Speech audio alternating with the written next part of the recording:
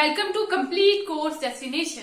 सो दोस्तों, जैसे कि हम सबको मालूम है कि हम लोग अपनी पिछली क्लास के अंदर क्लास 8 के चैप्टर 2 को हम लोगों ने स्टार्ट किया था, जिसका नाम था micro organisms, friends and for. तो देखो, हम लोगों ने अपनी पिछली क्लास के अंदर इस चैप्टर को शुरू कर लिया था और एक दो टॉपिक को भी कंप्लीट कर चुके थे हम लोग पिछली क्लास के अंदर। और आज की क्लास के अंदर हम लोग अपने न्यू टॉपिक को शुरू करेंगे। विद द न्यू टॉपिक हम लोग इस क्लास को शुरू करने वाले हैं। तो उससे पहले जो लोग भी इस क्लास को देख रहे हैं, लाइक शेयर सब्सक्राइब करना मत भूलिएगा। लाइक शेयर सब्सक्राइब जरूर कर दीजिएगा। चलो शुरू करते हैं अपने न्यू टॉपिक को।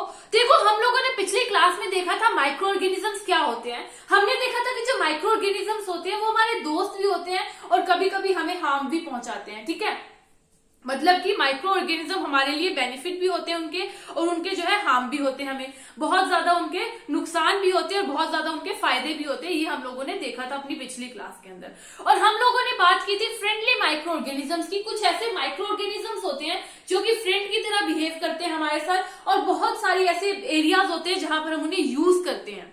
लेकिन वही हमारे जो माइक्रो ऑर्गेनिजम्स होते हैं, कुछ ऐसे होते हैं जो कि हमें बहुत ज्यादा हार्म पहुंचा सकते हैं। तो हम लोग बात कर रहे थे फ्रेंडली माइक्रो ऑर्गेनिजम्स के बारे में। तो हमने अपनी पिछली क्लास में देखा था making of curd and bread, किस तरह से हम लोग फ्रेंडली माइक्रो ऑर्गेनिजम्स का यूज करके जो कर्ड एंड ब्रेड है उसको बना सकते हैं। ये तो हमने पिछली क्लास में डिस्कस कर लिया है। आज की क्लास में हम लोग क्या करने वाले थे, commercial use of micro organisms, इस टॉपिक को डिस्कस करने वाले थे। That is commercial use of microorganism। तो आज हम लोग यूजेस को ही डिस्कस करेंगे। कहां कहां पर जो माइक्रो ऑर्गेनिजम्स है हमारे दोस्त की तरह हमारी हेल्प करते हैं, वही हम लोग डिस्कस करेंगे। ठीक है, तो सबसे पहले तो commercial use of micro organisms. देखो, जो माइक्रो ऑर्गेनिजम्स होते हैं उनको हम लोग लार्ज स्केल पर यूज करते हैं for the production of alcohol, wine और एसिटिक एसिड। क्या होता है, microorganisms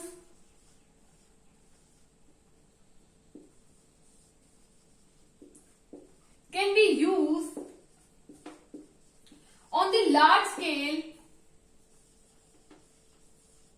for the production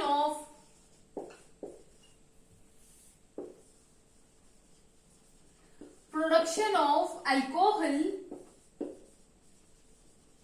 wine और एसिटिक एसिड। तो हमारा जो एसिटिक एसिड होता है, ये क्या होता है, विनेगर एक्चुअली। इन सब की फॉर्मेशन के लिए हम लोग माइक्रो ऑर्गेनिजम्स को यूज करते हैं। कौन सा माइक्रो ऑर्गेनिज्म होता है, यीस्ट को यूज करते हैं for the production of alcohol. तो क्या होता है, देखो, जब हम लोग जो हमारे नेचुरल शुगर्स होंगे, जैसे कि ग्रेन्स के अंदर होते हैं ना नेचुरल शुगर्स, ग्रेन्स हो गए जैसे कि व्हीट हो गया, राइस हो गए, बार्ली हो गए, या फिर क्रश्ड फ्रूट के जूसेस हो गए। ये जो हमारे कुछ ग्रेन्स होते हैं, इनके अंदर कुछ नेचुरल शुगर्स होती हैं। इनके अंदर क्या होते हैं, नेचुरल शुगर होती है। अब ये जो नेचुरल शुगर पर जब ईस्ट ग्रो करेगा तो क्या होगा, देखो, नेचुरल शुगर के ऊपर ईस्ट ग्रो करेगा तो क्या होगा, हम लोग एक एक्टिविटी से समझेंगे। मान लीजिए हमारे पास शुगर सॉल्यूशन है, हम लोगों के पास क्या है, शुगर सॉल्यूशन है, और इस शुगर सॉल्यूशन के अंदर हम लोगों ने 1 स्पून फुल ऑफ किसका डाला है, ईस्ट का 1 स्पून डाल दिया, पाउडर ईस्ट का। अब उसको 4-5 घंटे के लिए ढककर रख देंगे, और 4 और 5 आवर्स के बाद जब हम उसकी स्मेल लेंगे तो क्या होगा, कि अल्कोहल जैसी स्मेल आएगी। मतलब कि जो ईस्ट था उसने क्या किया, शुगर सॉल्यूशन को कन्वर्ट कर दिया किसके अंदर, अल्कोहल के अंदर। ओके, शुगर सॉल्यूशन को कन्वर्ट कर दिया अल्कोहल के अंदर ईस्ट ने। अब ये जो प्रोसेस था जिसके अंदर शुगर सॉल्यूशन कन्वर्ट हो गया अल्कोहल के अंदर, इस प्रोसेस को क्या कहा जाता है, this process is called fermentation. So what is fermentation, the conversion of sugar solution into alcohol, the conversion of sugar solution into alcohol is called fermentation। Process कौन सा है, फर्मेंटेशन। ये क्या होता है, कन्वर्शन करना शुगर सॉल्यूशन को alcohol के अंदर by the action of east, इसी को कह दिया जाता है फर्मेंटेशन। तो देखो जो हमारे नेचुरल शुगर से जिसके ऊपर ईस्ट जो है ग्रो कर रहा है, वो क्या करेगा, उसको अल्कोहल के अंदर कन्वर्ट कर देगा। ठीक है, तो हम लोग अल्कोहल के प्रोडक्शन के लिए किसका यूज करते हैं, फर्मेंटेशन के प्रोसेस का। तो देखो जो फर्मेंटेशन का प्रोसेस है, सबसे पहले किसने इन्वेंट किया था, तो लुईस पास्चर। 1857 के अंदर लुईस पास्चर जी ने जो है फर्मेंटेशन के प्रोसेस को डिस्कवर किया था। ये जो पॉइंट्स होते हैं इन्हें नोट कर लीजिए, बहुत ही ज्यादा इंपॉर्टेंट पॉइंट्स होते हैं। लुईस पास्चर जी ने 1857 के अंदर जो है फर्मेंटेशन के प्रोसेस की डिस्कवरी की थी। ये तो हो गया हमारा फर्मेंटेशन का प्रोसेस। तो इसी प्रोसेस से क्या करते हैं हम लोग, जो हमारे शुगर से, नेचुरल शुगर्स, उसको कन्वर्ट कर देते हैं अल्कोहल के अंदर, वाइन के अंदर, या फिर एसिटिक एसिड मतलब विनेगर के अंदर। ये तो हो गया हमारा first use of micro organisms. कहां पे हम लोग माइक्रो ऑर्गेनिजम्स को यूज कर रहे हैं, ठीक है, कैसे हमारे हेल्प कर रहे हैं एज अ फ्रेंड। नेक्स्ट क्या है उसका यूज, देख लेते हैं। और next use is medicinal use of micro organisms. कैसे माइक्रो ऑर्गेनिजम्स को हम लोग मेडिसिन के अंदर यूज करते हैं। So our next step is medicinal use of micro organisms.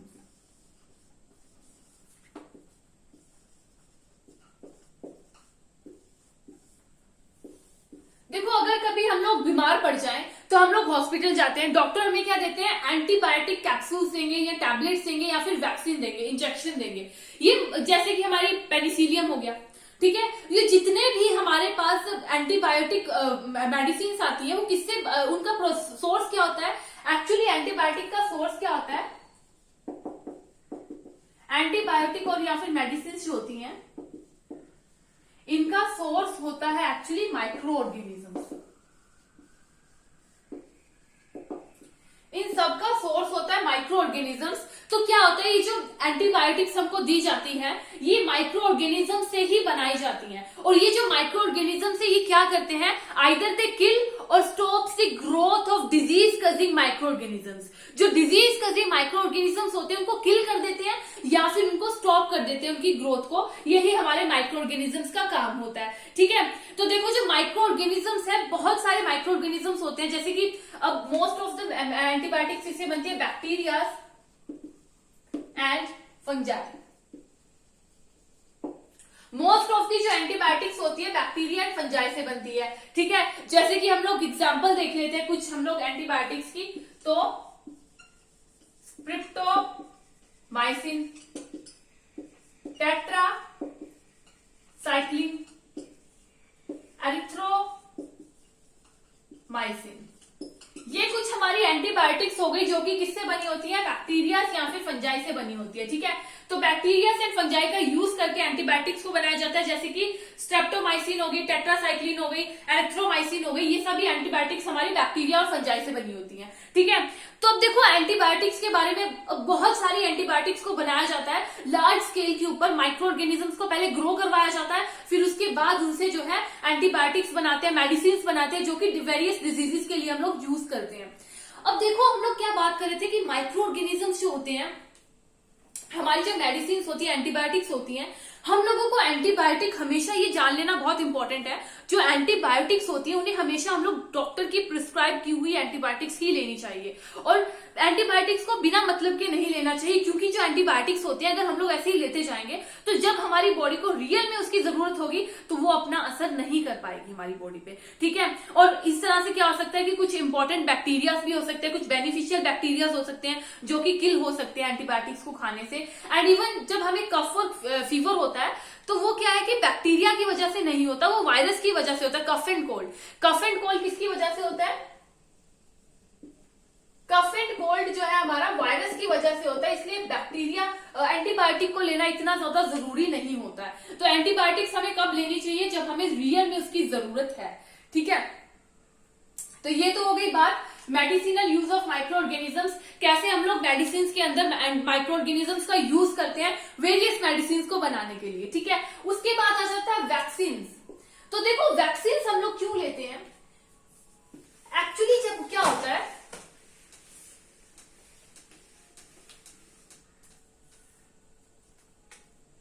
Vaccine.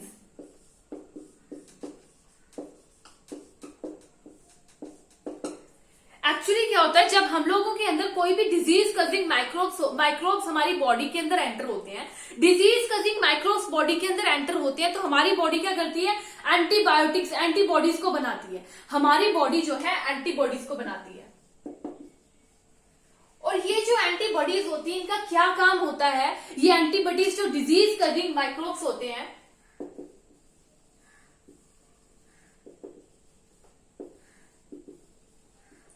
जो भी डिजीज कजिंग माइक्रोब्स होते हैं, इनको किल करने का काम करते हैं, इनके साथ फाइट करते हैं। जब हमारी बॉडी के अंदर कोई भी डिजीज कजिंग माइक्रोब्स एंटर होंगे, तो हमारी बॉडी जो है एंटीबॉडीज को प्रोड्यूस करेगी। ये एंटीबॉडीज क्या करेंगी, ये एंटीबॉडीज लड़ने का काम करेंगे और इनको किल करेंगे डिजीज कजिंग माइक्रोब्स को। ठीक है, अब हमारी बॉडी को ये याद रहेगा कि फर्दर फ्यूचर में भी अगर कोई माइक्रोब एंटर होगा ऐसा वाला, तो उनके साथ किस तरह से फाइट करना है, किस तरह से बॉडी को प्रोटेक्ट करना है। ठीक है, यही काम होता है हमारी वैक्सीन का भी।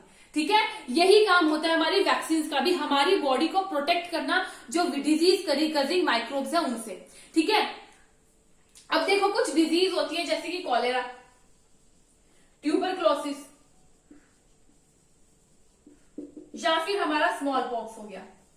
ये कुछ डिजीजेज हैं जो कि हम लोगों को वैक्सीन से ही प्रिवेंट होती है। ये डिजीजेस के लिए हमें वैक्सीन को लेना पड़ता है। ठीक है, तो वैक्सीन किससे बनती है, वैक्सीन भी हमारी माइक्रो ऑर्गेनिज्म से ही बनती है। ठीक है, अब जैसे हम लोग देख लेते हैं स्मॉल पॉक्स की यहाँ पर बात कर रहे हैं। ये कुछ इंपॉर्टेंट पॉइंट्स है जिनको आप जरूर लिख लीजिएगा। स्मॉल पॉक्स की जो है वैक्सीन की डिस्कवरी किन्होंने की थी, तो एडवर्ड जेनर जी ने जो है स्मॉल पॉक्स की वैक्सीन की डिस्कवरी की थी 1793 के अंदर। ठीक है, 1793 के अंदर, सॉरी 1798 के अंदर, शायद 1798 के अंदर इसकी डिस्कवरी हुई थी। एडवर्ड जेनर ने की थी स्मॉल पॉक्स की वैक्सीन की डिस्कवरी। ठीक है, ये कुछ इंपॉर्टेंट पॉइंट्स है जिनको नोट करना बहुत ज्यादा जरूरी है। ये हो गया हमारा वैक्सीन। हमें पता चल गया कि किस तरह से वैक्सीन की फॉर्मेशन होती है, माइक्रो ऑर्गेनिज्म से होती है। और किस लिए होती है, हमारी बॉडी को प्रोटेक्ट करने के लिए, जो भी डिजीज कजिंग माइक्रोब्स होते हैं उनसे। अब बात आती है इंक्रीजिंग ऑफ सॉइल फर्टिलिटी। किस तरह से हम लोग माइक्रो ऑर्गेनिजम्स का यूज करते हैं to increase the soil fertility.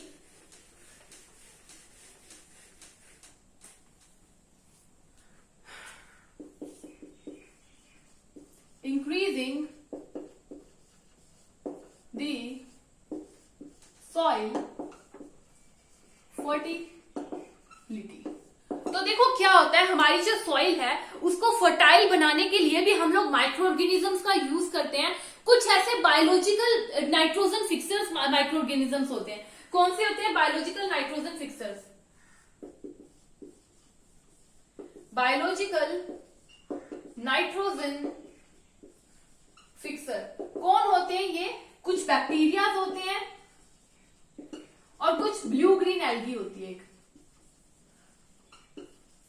अब इनका क्या काम होता है, जो बायोलॉजिकल नाइट्रोजन फिक्सर्स होते हैं, ये क्या करते हैं, नाइट्रोजन को फिक्स कर देते हैं सॉइल में। अब जब सॉइल के अंदर नाइट्रोजन की अमाउंट ज्यादा होगी, सॉइल को तो ऑलरेडी नाइट्रोजन चाहिए, बिकॉज जो प्लांट्स हैं उनको नाइट्रोजन चाहिए होता है। यूजेबल फॉर्म वो कहां से लेते हैं, सॉइल से लेते हैं, डिजोल्व फॉर्म में। वो इन्वायरमेंट से नाइट्रोजन को नहीं अब्सॉर्ब कर पाते। अब जब प्लांट्स होंगे उनको नाइट्रोजन जो है सॉइल से ज्यादा अमाउंट में मिल जाएगी। जब नाइट्रोजन फिक्सर्स जो होंगे सॉइल के अंदर ज्यादा नाइट्रोजन को फिक्स करके रखेंगे, तो हमारे प्लांट्स जो है उनकी ग्रोथ अच्छी होगी, उनको नाइट्रोजन अच्छे अमाउंट में मिलेगी। सो जो है ये सॉइल की फर्टिलिटी को बढ़ाते हैं कौन, नाइट्रोजन फिक्सर्स। जो हमारे बायोलॉजिकल नाइट्रोजन फिक्सर्स होते हैं, बैक्टीरिया, ब्लू ग्रीन एल्गी, ये कुछ हमारे माइक्रो ऑर्गेनिजम्स होते हैं जिसकी वजह से हमारी सॉइल की फर्टिलिटी इंक्रीज होती है। ठीक है, उसके बाद आ जाता है चेंजिंग द एनवायरमेंट। तो देखो चेंजिंग द एनवायरमेंट और we can say cleaning the environment. Cleaning the environment, किस तरह से हम लोग माइक्रो ऑर्गेनिजम्स का यूज करके अपने एनवायरमेंट को क्लीन कर सकते हैं। देखो हम लोगों ने देखा होगा गार्डनर्स को, जो गार्डनर्स होते हैं वो क्या करते हैं, गार्डन में से जो प्लांट वेस्ट होते हैं, डेड लीव्स हो जाते हैं, डेड फ्लावर्स होते हैं, डेड प्लांट्स होते हैं, उनको स्टोर करके एक खड्डा खोद लेते हैं, एक पिट खोद लेते हैं, जिसके अंदर क्या करते हैं, उन सब चीजों को स्टोर कर देते हैं। ठीक है, जो भी हमारे वेस्ट होते हैं उनको गार्डन के अंदर ही स्टोर कर देंगे। अब माइक्रोब्स का, जब माइक्रो ऑर्गेनिजम्स का एक्शन होगा उसके ऊपर, तो वो सब किसमें कन्वर्ट हो जाएंगे, ये सब कन्वर्ट हो जाएंगे मैन्योर्स में। ठीक है, ये सब मैन्योर्स में कन्वर्ट हो जाएंगे और मैन्योर्स वापिस से हमारी सॉइल को फर्टाइल बनाएगी। इस तरह से एक तो हमारा एनवायरमेंट भी क्लीन हो गया और जो हमारे वेस्ट मटेरियल्स थे वो कन्वर्ट हो गए यूजेबल फॉर्म में। इसी तरह हमारे इन्वायरमेंट में बहुत सारे वेस्ट मटेरियल्स होते हैं, ह्यूमन वेस्ट होता है, एनिमल वेस्ट होता है, प्लांट्स वेस्ट होता है, उन सबको जो है हार्मफुल सब्सटेंस से यूजेबल फॉर्म में कन्वर्ट करने का काम कौन करते हैं? हमारे माइक्रो ऑर्गेनिजम्स ही करते हैं। ठीक है, तो देखो माइक्रो ऑर्गेनिजम्स हमें कितनी जगह पर जो है हेल्प कर रहे हैं। माइक्रो ऑर्गेनिजम्स एक्चुअली हमारे लिए बहुत ही ज्यादा हेल्पफुल भी होते हैं, उसी तरह जितने ही ये हेल्पफुल है उतने ही ज्यादा ये हमारे लिए डेंजरस भी होते हैं। काफी सारी ऐसी डिजीज है जो कि माइक्रो ऑर्गेनिज्म से होती है। अब हम लोग देखेंगे हार्मफुल माइक्रो ऑर्गेनिजम्स। ये तो थे हमारे जो हमारे फ्रेंडली माइक्रो ऑर्गेनिजम्स थे जो हमें हेल्प कर रहे थे कहीं ना कहीं। अब उसके अलावा कुछ हार्मफुल माइक्रो ऑर्गेनिजम्स भी होते हैं जो हमें कहीं ना कहीं जो है डेंजरस में पहुंचाते हैं, बहुत ज्यादा डिजीजेज इनकी वजह से हो सकती है।